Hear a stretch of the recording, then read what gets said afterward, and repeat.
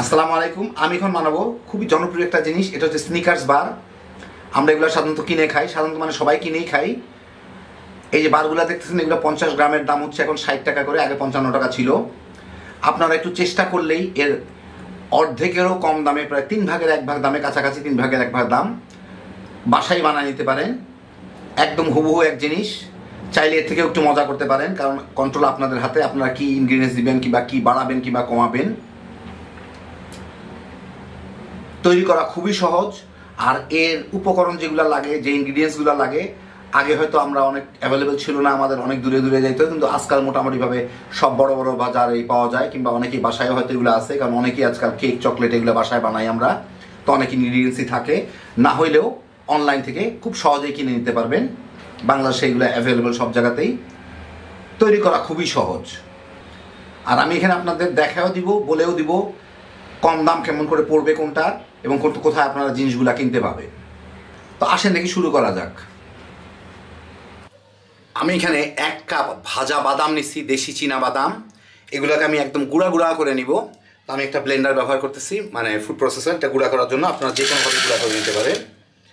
আর কেউ এইভাবে গুঁড়া করতে না চাইলে বাদামগুলা যে কোনো একটা পলি ব্যাগের মধ্যে ঢুকায় অল্প করে নিয়ে, অল্প একটু করে আমি দেখাই দিই, একটা দিয়ে বেলুন দিয়ে এইভাবে করে গুঁড়া করে নিতে পারে। একদম ভেঙে গুঁড়া গুঁড়া হয়ে যাবে। 2-3 বার এরকম করলেই একদম ঝুরঝরা গুঁড়া হয়ে যাবে। এটা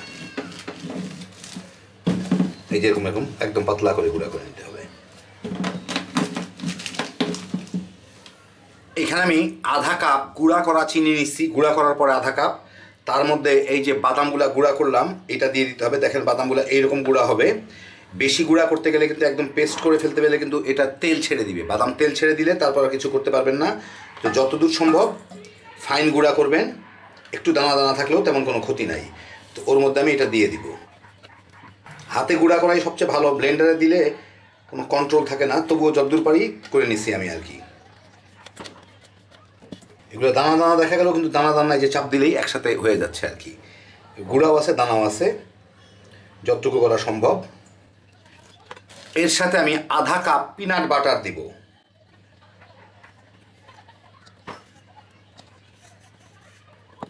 দুই চা চামচ মাখন,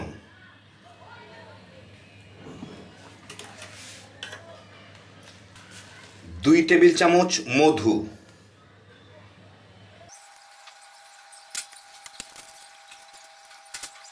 1 চা চামচ ভ্যানিলা এসেন্স, 1 চিমটি লবণ। এখন এটাকে আমার ভালো মতো মেখে নিতে হবে।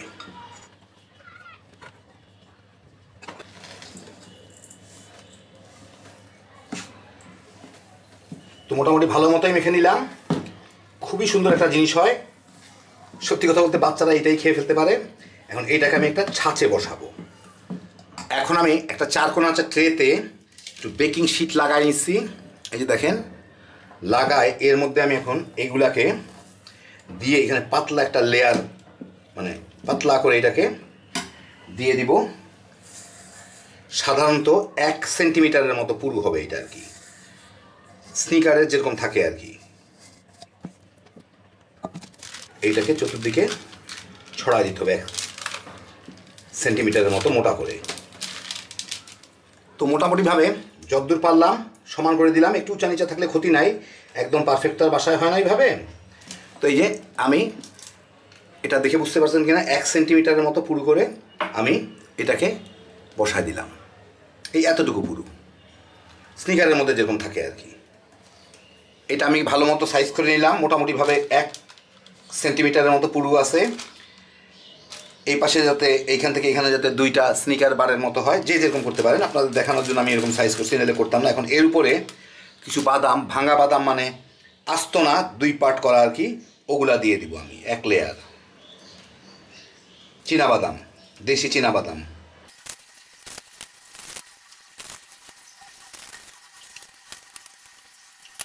ছড়াই দিলেই হবে, সব জায়গায় যাতে পড়ে। একটু হালকা করে একটু চাপ দিয়ে দিই, লেগে থাকে যাতে, ব্যাস হয়ে গেল। এখন আমি ক্যারামেলটা করে এর উপরে দিব। আমি এখানে 1.5 কাপ চিনি নিয়ে নিয়েছি, দেশি চিনি। এখন একটা মোটা ফ্রাই প্যানের মধ্যে বসায় আমি এটাকে ক্যারামেল করে নেব। মাঝারি আছে আমি এটাকে ধীরে ধীরে নাড়তে থাকবো, নাড়ার উপর রাখতে হবে। এটা আস্তে আস্তে ক্যারামেল হয়ে যাবে। বেশি জাল দিলে ফট করে কালো হয়ে যাবে। আস্তে আস্তে গুলো একটু সময় লাগবে, চিনিটা দলা বেঁধে যাবে, সব কিছু হবে, কিন্তু ধীরে ধীরে ক্যারামেল অবশ্যই হবে ইনশাআল্লাহ। আপনারা যে কোনো চিনি দিয়ে করতে পারেন, যে কোনো চিনি দিয়ে ক্যারামেল হয়। এই 2-3 মিনিটের মধ্যেই চিনিগুলা বিভিন্ন জায়গা থেকে গলতে শুরু করবে। ছড়ায় ছড়ায় দিতে হবে, সব জায়গা থেকে সমানভাবে গলে।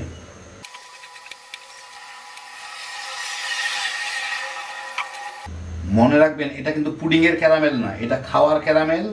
অতএব এটাকে আস্তে ধীরে জাল দিয়ে ক্যারামেল করতে হবে। পুডিং এর ক্যারামেল হলে ঝট করে জাল দিলাম, লাল হয়ে গেল, বাস হইল, কিন্তু এটা তা করা যাবে না। এটাতে নিচ থেকে খোঁচায় উঠাচ্ছে, এগুলো শক্ত হয়ে যাচ্ছে উঠানোর সাথে সাথে, তারপরও এইভাবেই রাখতে হবে। ধীরে ধীরে সবটাই গলে যাবে, একটু ধৈর্য ধরে কাজ করতে হবে। উঠানোর সাথে সাথে এগুলো শক্ত হয়ে গেলেও চিন্তার কারণ নাই, সব গলে যাবে ধীরে ধীরে।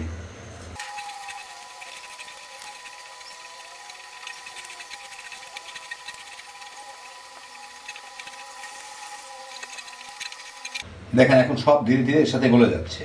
একটু ঘন ঘন নাড়ার উপর রাখতে হবে, আর জালটা মিডিয়ামের থেকেও একটু নিচে। দ্রুত হওয়ার জন্য আমি দানাগুলাকে চেপে চেপে আবার ভেঙে দিচ্ছি। চেপে চেপে ভেঙে দিলে এটা খুব দ্রুত গলে যাচ্ছে। সব দানাগুলাই মোটামুটি ভাবে গলে গেছে। এখন আমি নেড়ে দিয়ে যাই, আর একটু বাকিটুকু কয়েক সেকেন্ডের মধ্যেই গলে যাবে। যে বড় বড় কোনো দানা নাই, ছোট দানাও নাই। এখন আমি এর মধ্যে 1 টেবিল চামচের মতো বাটার দিব।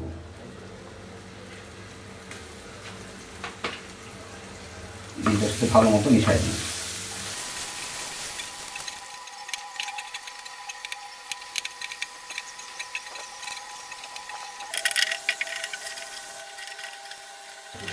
ক্যারামেলটা গলে যাওয়ার পরে, মানে পুরাটা মিশে যাওয়ার পরে, আমি একটু জালটা বাড়াই দিলাম। বাড়াই দিয়ে আমি এখন এর মধ্যে 1.5 কাপ হুইপ ক্রিম দিব।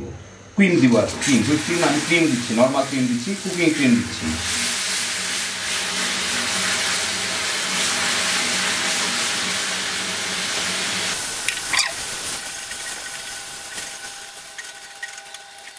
এখন আমি জালটা চুলার একদম লোতে নিয়ে গেলাম, নিয়ে এটা একটু ভালো মতো মিশিয়ে নেব। এই ফাঁকে আমি একটা কাজ করি, এই বাটিতে একটু পানি নিয়ে 1 ফোঁটা ক্রিমের মধ্যে ফেলে দেখি যে কিরকম শক্ত হইল। একটু পরে আপনারা দেখতে পাবেন এটা একই ইয়ের মধ্যে ছিল, দেখে বুঝতে পারতেছেন না। এই যে ক্রিমটা এর মধ্যে একটু দলা লেগে যায়, তারপর আমি দেখবো যে এটা কতটুকু শক্ত হবে কিংবা কতটুকু নরম থাকবে। এখন যা আছে আমার জন্য যথেষ্ট। একটু শক্তের দিকেই আছে, কিছু করার নাই, থাক। আমি চুলাটাকে বন্ধ করে দিই। এটা এখন আমার ইয়ের উপরে ঢেলে নিতে হবে। এখন আমি ক্যারামেলটা এর উপরে ঢেলে দিব। তো এটা যাতে ঠিক থাকে এই জন্য আমি এখানে একটা কাঠ দিয়ে নিছি। আচ্ছা, পরে দেখাবো আপনাদেরকে। আমি আগে ক্যারামেলটা ঢেলে দিই। এটার উপরে ক্যারামেলটা সব দিকে সমানভাবে ঢেলে দিতে হবে। একটু কাজ করে দেখি, একটু দেখে শুনে এটাকে হ্যান্ডেল করবেন। ক্যারামেলটা প্রচণ্ড গরম থাকে।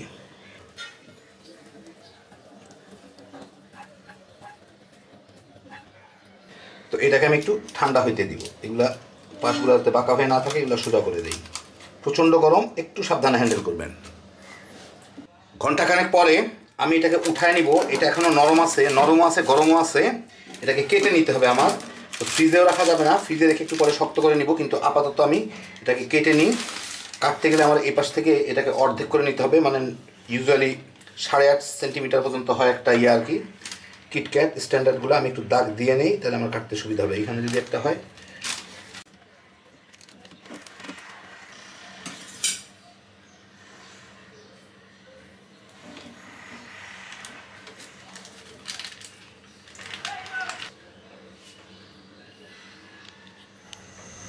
আমি এখন চকলেটটা রেডি করব। আমি এখানে একটু পানি গরম দিচ্ছি, পানিটা খুব কম গরমে রাখবো। আমি এই যে Bangladeshi bluebell chocolate, milk chocolate, এর মধ্যে 4টা বার থাকে, তার মধ্যে থেকে আমি 2টা বার নিয়েছি, মানে 500 গ্রাম ছোট ছোট টুকরা করে কেটে নিয়েছি। এখন এইটাকে আমার একটু গলায় নিতে হবে। তো গলানোর জন্য এখানে পানিটা কিছুটা গরম হয়েছে, এর মধ্যে দিয়ে আমি এখন এটাকে নাড়াচাড়া করলেই এটা গলে যাবে। খেয়াল রাখতে হবে পানি যাতে এর মধ্যে না লাগে। একটু চেপে চেপে এটাকে, পানিটা খুব বেশি গরম রাখা যাবে না।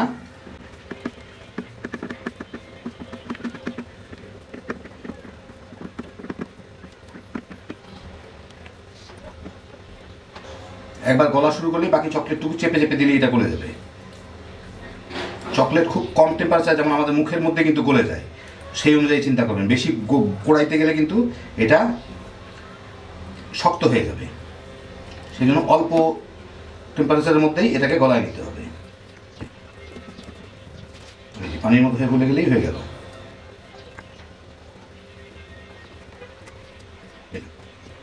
এখন আমি এটাকে ইয়েতে গিয়ে কোট দিব, এর মধ্যে চুবায়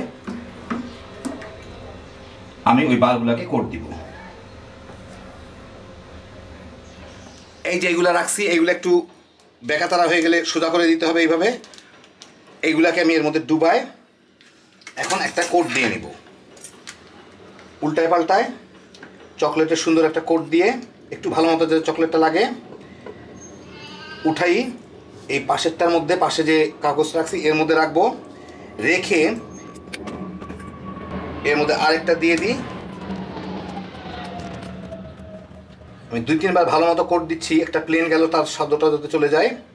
একটু ভালো মতো কোট দিয়ে এখানে রাখলাম, রেখে গরম থাকতে থাকতেই এইটার উপরে একটু এগুলা দিয়ে একটু উঁচা নিচা করে দেওয়া দিলে ভালো, দেখতে ভালো লাগে। চকলেটের উপর দিকটা সাধারণত একটু উঁচা নিচা থাকে, তো এইরকম করে আমি সবগুলাকেই বানায় নিব। যদি এগুলো কোনোটা ভেঙে যায়, যেমন এটা একটু মাঝখান থেকে ভেঙে গেছে, কোনো অসুবিধা নাই, এগুলো ঠিক হয়ে যাবে। চকলেট কোট লাগাইলে আপনি ঠিক হয়ে যাবে। এই যে দেখেন,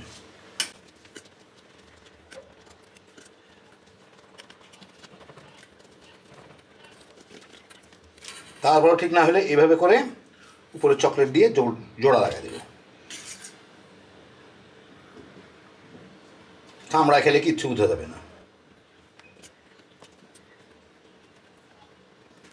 একটু ডিজাইন করে দিই, এই যেরকম করে বাকি সবগুলা করে নেব। আপনাদের দেখা দিলাম ভেঙে গেলেও কী করবেন।